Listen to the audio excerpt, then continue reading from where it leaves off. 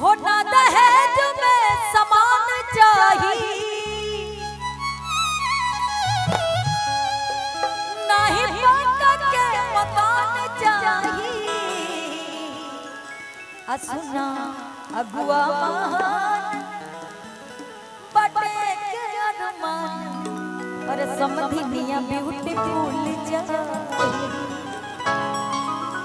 एगो समधी अगुआ से जे बियाह लगैले बा उनके लइका के, अगुआ से कहे लगल कि देखा हमरा दहेज में कुछ ना चाहिए, लेकिन जे समधी न होके हमार एकदम चकाचक टनाटन कटरीना कैफ जैसी हो, है ना?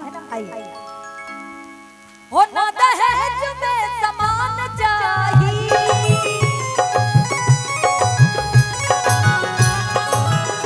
नहीं पाका के मकान चाहिए।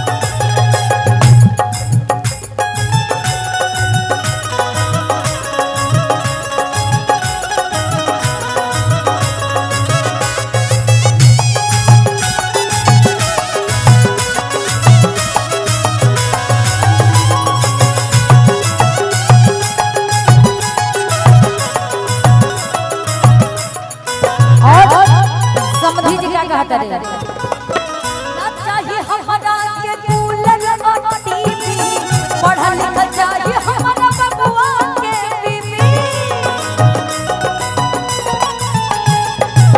ना चाहिए हमरा के कूलर और टीवी, पढ़ा लिखा चाहिए हमरा बबुआ के बीबी, पढ़ा लिखा चाहिए हमरा बबुआ के बीबी। हो उनका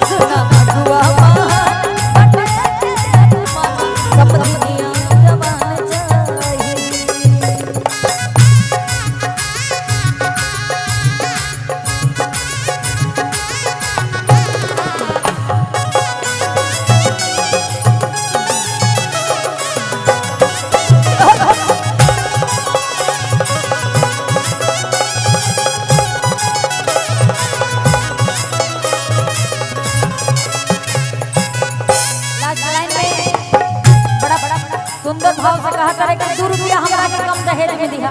चलिए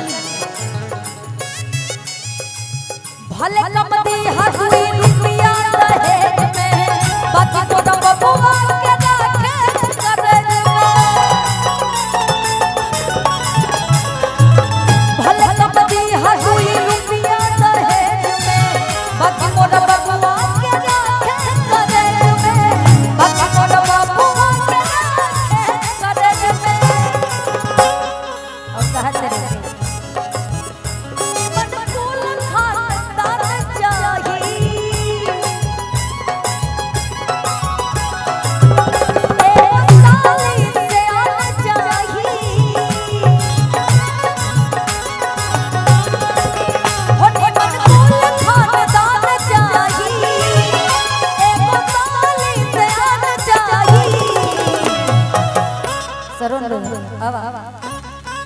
सुना अगुआ महान बटे के अरमान, समधी मियां जवान चाहिए।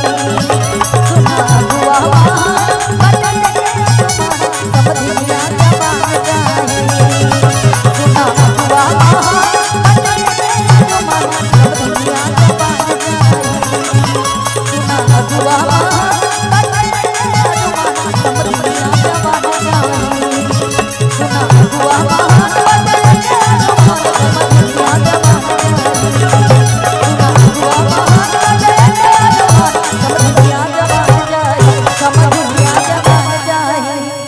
अरे समधिया जवान चाहिए।